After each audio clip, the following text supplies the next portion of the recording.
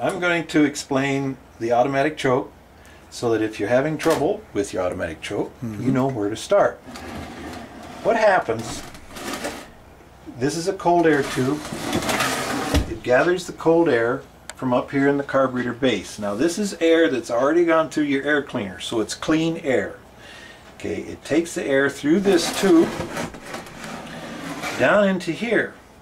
Now in here, I'm leaving everything loose so we can kind of just show you how this goes. Oh yeah, and watch, everything's coming. There we go. There's a tube here. Now I don't know if you can see it in the camera, but there's a tube there that goes through the exhaust passage. All these engines, as you can see, there's some exhaust goodies.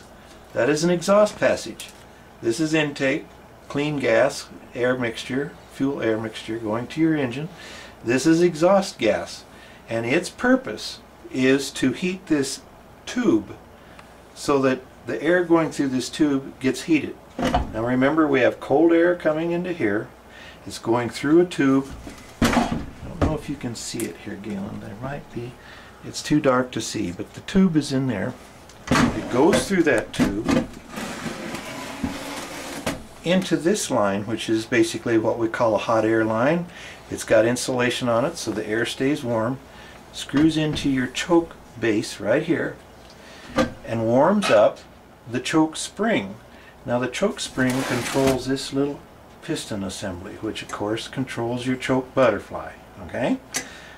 And this spring is under the cap, such as like this, in which you adjust to make the choke stay on longer or come off faster, whatever.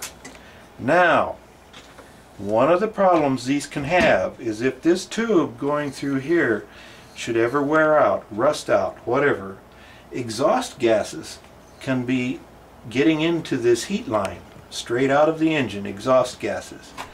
That means you're going to collect moisture in here, you're going to put too much heat on this spring as well as the cap, and you're going to destroy your choke operation. So if you're having problems with your choke, I would suggest you start looking a little deeper than right here.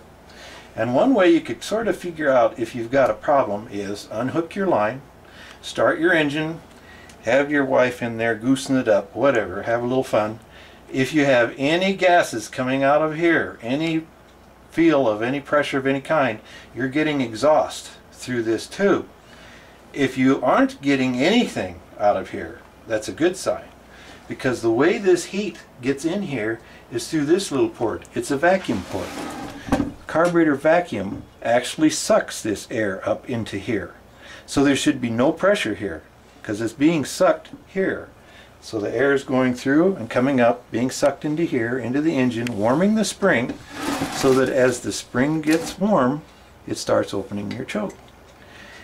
If you replace the whole carburetor that we showed you before, we sell the whole rebuilt, restored, I'd say, carburetor, I would recommend you strongly check this out, because you will destroy the choke spring and choke operation. The carburetor gets the blame. It's not the carburetor's problem. It's in here. It's this tube problem. You have to be careful and make sure that tube is not rusted out, because you don't want exhaust gases coming in there. You can see the tube there, right there. Now, how do you replace that tube? Well, these are fittings that just slip in here, and as you can see, they slip in here very well, very tight. Maybe I can take it off this other side so we don't waste a lot of tape here. Now here, I already have it off this side here.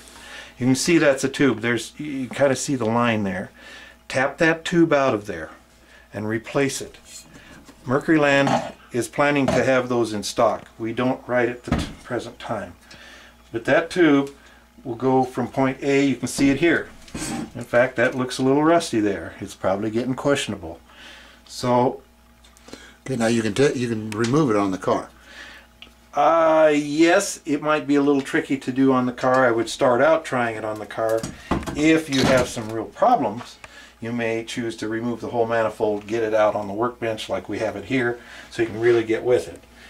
I don't believe it'll take a whole lot to tap this tube out, and of course you'll probably end up destroying the edge, which is no big deal because you're replacing it. You just got to get it out.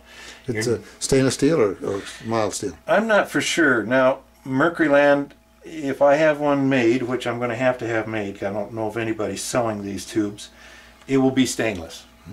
Mercuryland will sell a stainless one when we get to that point. That's just a tip.